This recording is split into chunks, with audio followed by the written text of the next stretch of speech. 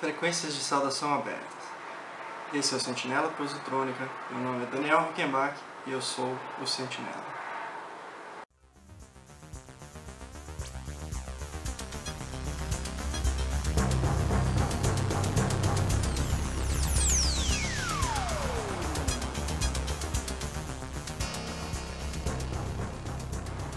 Bem-vindos ao canal do Sentinela Positrônica. Esse vai ser o primeiro review de um livro. O primeiro vídeo que nós fizemos foi um gameplay do Another World. Então agora nós vamos começar com os livros. Espero que vocês gostem. O livro da vez é O Perdido em Marte, de Andy Weir, editado no Brasil pela editora Arqueiro. E antes de começar, eu vou falar uma coisa que é um problema recorrente na ficção científica atual. Muitos dos fãs, principalmente os fãs das antigas, reclamam muito que os autores de hoje, que a ficção científica hoje, ela é muito pobre. Alguns até se referem ao gênero como extinto. Alguns até migraram para a fantasia, alegando que depois dos clássicos, depois do Arthur Clarke, do Philip K. Dick, do Isaac Asimov, depois dessa turma toda, não tem muito mais o que ser feito. Ninguém produziu nada memorável. E, bom, o mais interessante é que esse livro, do Andy Weir, O Perdido em Marte, prova o contrário. É o primeiro livro desse cara. Ele é um programador de computadores que se interessa muito por astronáutica e, pelo visto, é um cara muito talentoso. Ele deve ter passado muito tempo na NASA pesquisando. E o resultado é muito interessante. Perdido em Marte se trata de uma missão para Marte, uma série de missões. Essa seria a terceira missão. E nessa missão, na Ares 3, dá tudo errado. A tripulação em Terra, né, no caso em Marte, enfrenta uma tempestade de areia. E essa tempestade de areia começa a comprometer os equipamentos, principalmente a nave que eles vão usar o módulo que eles vão usar para ir para o espaço, para regressar para o espaço. Se ele tombar, eles não conseguem mais voltar. E durante essa tempestade de areia, um deles se acidenta e fica para trás. E eles conseguem, e os outros demais conseguem ir embora. Esse cara que se acidenta é o protagonista da história, o Mark Watney. Esse astronauta, ele é especialista em botânica, além de ser um engenheiro da missão. O mais interessante é que ele, ao longo do livro, mostra, né, como os astronautas são treinados, como eles são treinados para pensar, como eles, né, essa questão das duas habilidades, de sempre ter um cara reserva para a habilidade do principal e tudo. E o mais interessante é que o Watney é um sujeito muito bem humorado, muito animado, muito motivado.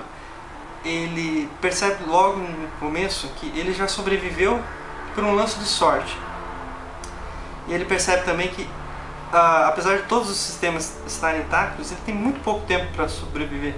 Porque a próxima missão só vai vir depois de 1 ano e meio, se vir num prazo mais acelerado. Ele não tem muito tempo para sobreviver, então assim, a ração vai acabar antes, o oxigênio, a água vai acabar. Então o que acontece? Ele tem que bolar formas de sobreviver. Não bastou ele ter sobrevivido ao acidente na tempestade de areia. Só isso não adiantaria nada. Ele teria que procurar recursos, e isso que é o mais legal. O livro meio que começa com diários do próprio Mark, falando como ele resolveu os problemas, tipo, como ele resolveu o problema da alimentação. Ele lembrou que tinha batatas que eles trouxeram para comemorar o Dia de Ação de Graças, porque apesar de ser uma missão, apesar de terem as rações concentradas e tudo, a NASA costuma querer ter esse hábito de preparar os astronautas para o convívio no espaço, fazendo eles pensarem em certos momentos com situações cotidianas, tipo, eles iam ter um almoço de ação de graças, com comida natural, teriam que preparar, teriam que fazer tudo. E por isso eles trouxeram batatas, o que é mais curioso. E isso é real. A NASA, em alguns momentos, na Estação Espacial Internacional, isso aí não é segredo. Não é nenhuma invenção do autor para o Mark ter batatas em Marte. E com isso ele pega as batatas, ele pega o solo terrestre, que eles levaram parte do solo com as bactérias terrestres para fazer uma experiência.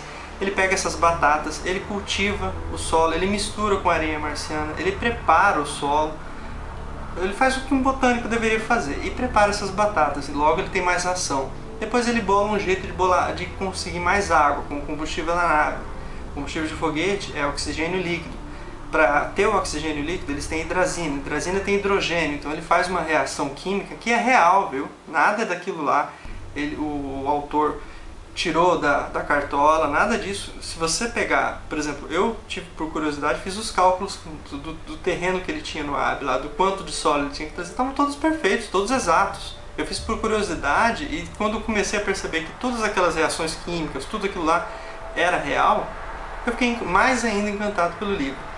Só que aí que tem outro ponto. Poderia ficar maçante, poderia ser um diário maçante, o personagem fica falando de coisas técnicas o tempo todo, e não é. É isso que é bacana. Em um dado momento ele fala de seriados que os outros companheiros trouxeram a bordo, e que ele acaba tendo que assistir para passar o tempo. Ele detesta alguns, outros ele começa a acostumar, tipo, 3 é demais, ele não gostava, mas passa a assistir. A Disco Music da comandante da missão, a comandante Lewis, ela leva, ele acha bizarro, mas ele acaba tendo que ouvir também para passar o tempo. Então assim, ele é muito bem humorado. E é muito bacana depois você perceber que quando entram os outros personagens, quando a comunicação com Marte vai ser restabelecida, você percebe os outros integrantes da NASA, o presidente da NASA, o chefe da missão, o controlador da missão, todos esses caras, eles vão aparecendo para formar o panorama de como funciona uma missão espacial. E isso tudo é feito de uma forma muito curiosa e de uma forma muito bacana, muito dinâmica. Então o livro não fica chato em nenhum momento. Você começa a ler e é mais ou menos até como o Chris Hadfield, um astronauta de verdade, coloca no comentário aqui, no verso do livro, né, que ele não conseguiu largar esse livro, porque você quer terminar logo, você quer já saber como é que tudo vai se desenrolar, se ele volta mesmo, como ele volta, o que acontece. E em alguns momentos no livro a tensão é muito grande, porque tipo, tudo que podia dar errado, às vezes dá errado e dá muito errado. E quando ele simplesmente hesita e pensa, dessa vez eu não vou sair dessa, e ele encerra o diário, no próximo diário tive uma ideia. E aí você volta a ter esperança, junto com o próprio personagem. Isso é muito bacana. Então assim, esse livro aqui, ele me lembra muito o estilo do Arthur Clarke. No 2001 mesmo, quando ele descreve todas as tecnicalidades lá do Discovery, da missão para Júpiter, no caso do livro, da missão para Saturno, todos esses aspectos técnicos que o Clarke dominava e fazia isso uma coisa interessante para um livro de ficção, ele faz a mesma coisa aqui. E o que é mais interessante, é um autor novo e é o primeiro livro dele. Então isso só me deixa esperançoso para ver o que as pessoas podem inventar no futuro, né? A ficção científica. Ele não precisou copiar nenhum autor. Ele criou um estilo bacana, claro que inspirado ou não no Arthur Clarke, ou em outros autores que eram muito técnicos, como o próprio Asimov, por exemplo. Mas é muito interessante ver como ele desenvolve a história e de uma forma real. Como eu disse antes, os cálculos, tudo, se você quiser repensar, refazer, é tudo real. Eu imagino que ele deve ter passado muito tempo com o pessoal da NASA, também é claro, pensando em como resolver esses problemas que ele poderia colocar para o personagem.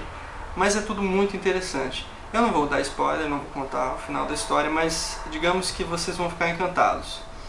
Planejo, nos próximos dias, fazer um outro vídeo sobre o filme, dando para vocês o meu parecer sobre o filme. Eu não vou dizer muito o que eu espero, porque o Ridley Scott me decepcionou bastante com Prometheus, mas vamos lembrar que ele é o cara que fez Blade Runner e o primeiro Alien. Então, é isso. Eu espero que vocês gostem de Perdido em Marte. É um livro que eu recomendo intensamente, principalmente a quem duvida da ficção científica de hoje em dia. E eu já vou antecipar para vocês, o próximo livro é esse aqui. Outro novo autor, outro livro que até o momento, até o ponto que eu li, é fascinante. E Cyberstorm me faz pensar numa coisa.